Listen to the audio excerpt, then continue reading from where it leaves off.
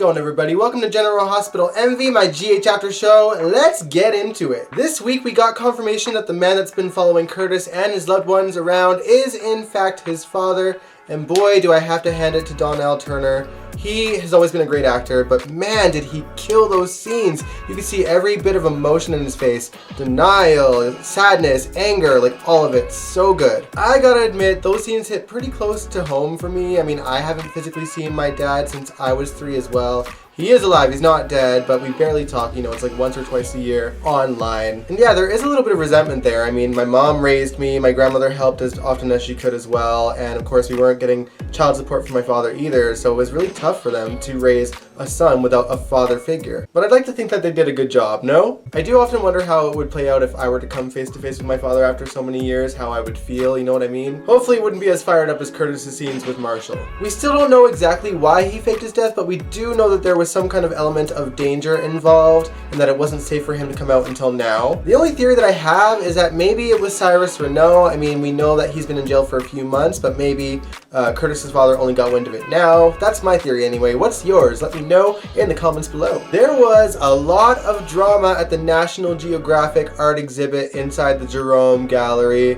Esme was there with Spencer, and of course Esme is trying to wreak havoc on Trina's life, stating that Cam and Trina seem awfully close together, trying to get Spencer all jealous. Then of course when Esme realizes that she's having a pretty good night, she tries to lock her in a supply closet, but then accidentally ends up locking Gladys and Sasha in there. More on that later. Honestly, Esme is just petty as hell, and everyone's telling Trina to look out for her, and Trina's like, I know. She's got the personality of like a high school mean girl, but she's 10 times more dangerous, that's for sure. Nicholas and Ava were obviously at the gallery as well, and Nicholas is kind of on edge with Victor being in town, but there wasn't too much for them storyline wise. However, we did get an on-screen Nicholas and Ava kiss, and if I recall correctly, I think that's the first one. If I'm wrong, let me know, but this is the first one that I can remember. The biggest drama at the gallery though was when Leo went missing. He was there with Ned and Olivia, and of course Brooklyn is there as well. Unfortunately for Brooklyn, Kip, the actor that she hired to play her baby daddy, was there as a waiter, and of course Gladys noticed, and her way of controlling Gladys is no longer viable.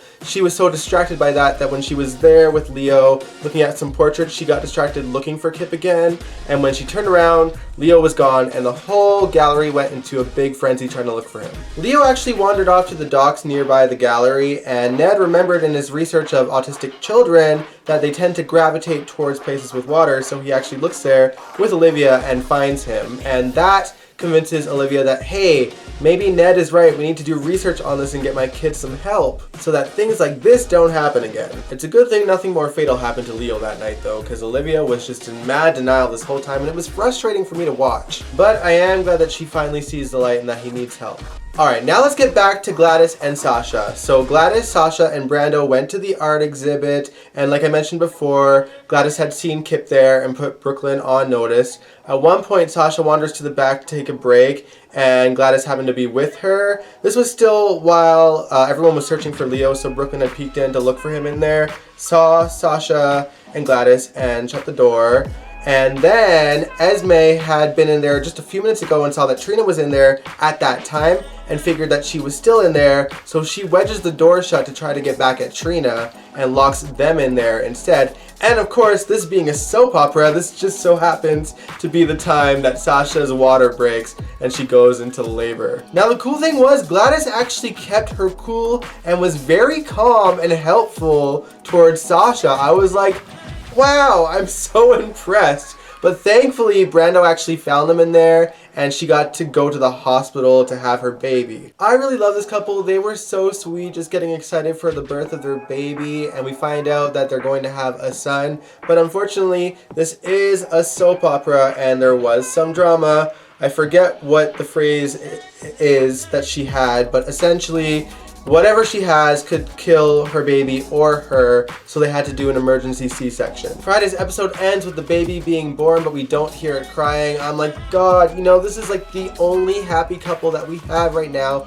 that we see like semi-regularly. Please don't do this to this couple. Oh my God, that would be so devastating. I mean, it would be good to see them rock it as actors, but you know, let's just have one happy couple. Let them have their happy family time together. Do you guys think the baby will survive? Let me know in the comments below. Now, inside these hospital walls, Gladys was a very busy woman, not only trying to keep Sasha and Brando company, but also she was pissed thinking that Brooklyn was the one that locked them in that room at the art gallery and goes to seek revenge by going straight to Valentin and wanting to tell him the truth. Brooklyn managed to get to Valentin's room before Gladys blurted anything out, but she had said enough that Valentin was already ready to confront her. Brooklyn tried to get Valentin to let go of it, talking about how good of a relationship they have and how good he is with her. But of course, Valentin can't let it go, and he does realize that that baby is not his, and Brooklyn is devastated, but she doesn't tell him the full truth that it's not her baby either. Now, throughout this whole week, Chase has been trying to investigate the whereabouts of Maxie's baby, and Brooklyn has obviously been very protective of Maxie, and Maxie's been really reluctant to answer any questions, and Chase catches on that there's something really off about it. So he asks Brooklyn what happened the night that she gave birth to her baby, and when she tells the story, he says it seems almost too perfect. And then later on, he runs into Bobby at Charlie's, and she mentions how Maxie wanted to have the baby away from Peter and try to hide the baby somehow. And he puts two and two together and realizes that that baby is Louise, and Brooklyn and Maxie are trying to protect the baby. And so he goes to the hospital into Valentin's room and claims to be the baby's father himself, which honestly, I seen coming, but I kind of think that if Valentin knew the truth, I think that he would protect the baby and pretend to be that baby's father. You know what I mean? He feels awful for putting Peter into Faison's arms back when he was a baby, and feels responsible for the reign of terror that Peter is bringing on the town of Port Charles. So I feel like he would have done it whether they told him now or months ago. Do you guys think that they should let Valentin in on the truth? Let me know in the comments below. Let's talk about Peter August, because we all enjoy it so very much. So Peter is unhinged, yeah, we know. He wants to brainwash Maxie into loving him, and that's why he's keeping Dr. Obrecht alive. Obviously, Britt and Obrecht are looking for the opportunity to kill Peter no matter what, but Britt did slip Jason the card that Peter uses to get Drew off of the mind control, or whatever you want to call it. Peter, deadass, gets Britt and Jason to make a ransom video, and you could just tell that Britt is over it. Just reading the words, she's just like, really? Like, she looks so over it. Just like the audience. And then afterwards, Peter gets a guard to go into the wine cellar where Jason's being locked up so that he can assassinate Jason. But Jason is Jason, and he gets the upper hand on the guard and kills him and escapes. While Peter and some guards and Britt and Obrecht are trying to find their way out, Peter of course gets helplessly lost because he's an idiot. And eventually Jason and Drew catch up to them, and of course they keep mentioning that the caves that they're wandering around in are very unstable, and if a gunshot were to go off, the cave could collapse.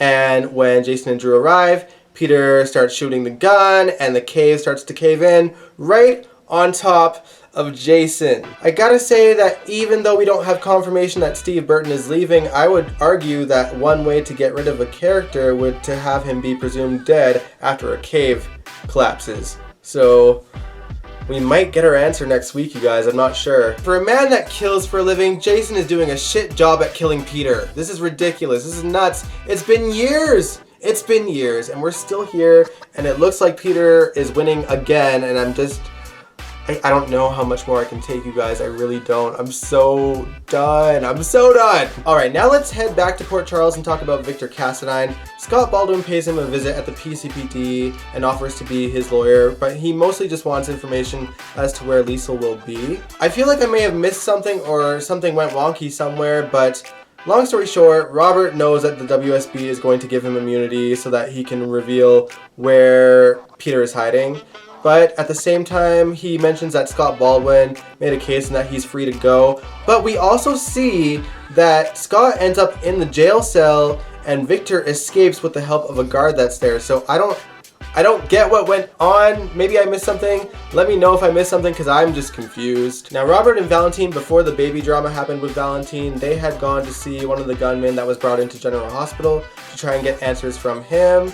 And they threatened him with a syringe full of air.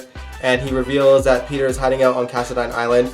I don't know about y'all, but I feel like since Victor Cassadine was involved in the first place, Cassadine Island would be the first place I would look for Peter, no? Like, the fact that they needed the WSB to let him go to figure that out, or to threaten some guy, like, that would be the first place that would cross my mind. Just seems ridiculous to me. But anyway, moving on. Let's talk about Nina and Sunny and the drama that surrounds them. So, Carly had a one-on-one conversation with Phyllis this week at Charlie's and talks about how she feels upset that she missed 9 months of Sunny's life and that she has no idea what he had gone through there.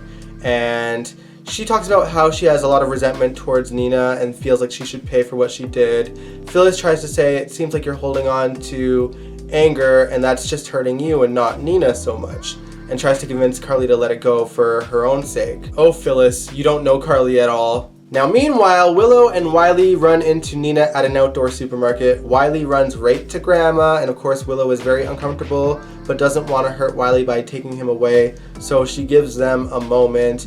And then Willow and Nina talk about how she hates what Nina did, but she doesn't want Wiley hurting for Nina's actions. So she's allowing it. But of course, Carly shows up and it turns into this big, huge shit show, basically. And Nina and Carly get into a yelling match and she's threatening to call the cops, saying that Nina deliberately ran into her here. Willow tries to be like, no, it was actually legitimately an accident. We just ran into each other. She was already here when we got here. And then of course Sunny shows up and he and Nina talk about how she's really trying to stay away from the family and give them peace of mind, but she will not feel sorry for seeing her grandson. Sunny understands it, but he is, a little bit annoyed. Then of course Carly comes up and gets into Nina's face again, and Sunny's trying to be like, let's just move on. He's being very calm about it, and Carly's like, I do not understand why you're being so fair. This isn't you. Then of course Sunny shows up and Nina tells Sunny that she is trying her best to stay away from his family and himself as well, but she will not feel sorry for seeing Wiley because that is her grandson. Carly then goes up to Nina and goes into her face and gets into a yelling match again. And when Nina leaves, she looks at Sunny and she's like, why are you defending Nina and letting her get away with this? And Sunny actually tries to have an honest conversation about Nina to her. I mean, he looked like he was on the verge of fessing up that they were more than just friends in Nixon Falls, but of course Bobby shows up and interrupts the conversation, but you could tell that Carly might have had a hint as to where the conversation was going, and she is scared as hell. Oh Carly, your world is about to come crashing down, girl. Anyway, those were pretty much the highlights of the show. The only thing else worth mentioning maybe is, well, first, Dante's random shower scene, total fan service, completely unnecessary, but super okay with it. But another highlight of this week was that Maxie put Austin in his place and calls him a hypocrite because he's always having conversations about how Brooklyn always has an agenda, and then Maxie's like, excuse you, but you tried to use Chase, who is going through a heartbreak, to get your hands on some ELQ stocks, and now you're using Gladys to try and get one up on Brooklyn as well. So you are the same person, and because of that, we are not friends anymore, and she pieces out. On the one hand, I'm kind of proud at Maxie for that because, let's face it, Austin is being a bit of a hypocrite, but at the same time, like, they are telling a big lie and it is going to hurt a lot of people, but, it's to protect people. I just feel like Maxie and Brooklyn should just finally let Austin and Valentin in on the truth, and they would probably actually help them try to hide the secret, you know what I mean? But anyway, that wraps up the show. Before I go, if you guys didn't know, the actress that played Alice, the Quartermaine maid for many, many years, passed away in the summer. We just found out like last week. And I don't know when yet, but I feel like before December, before we get back to GHMV Reacts for the Christmas season, I think we'll watch some Alice scenes. I'll let you guys know when I'm going to do it on the Dion's Corner channel because it'll be a live stream. It'll be lots of fun. But yeah, I loved Alice. She was so fun to watch with the Quartermaines for many years. She's one of my favorites. But yeah, on that note, I will end the video here. If you liked this video, give it a big ol' thumbs up. Subscribe if you want to. And I will catch you guys next time. Peace out.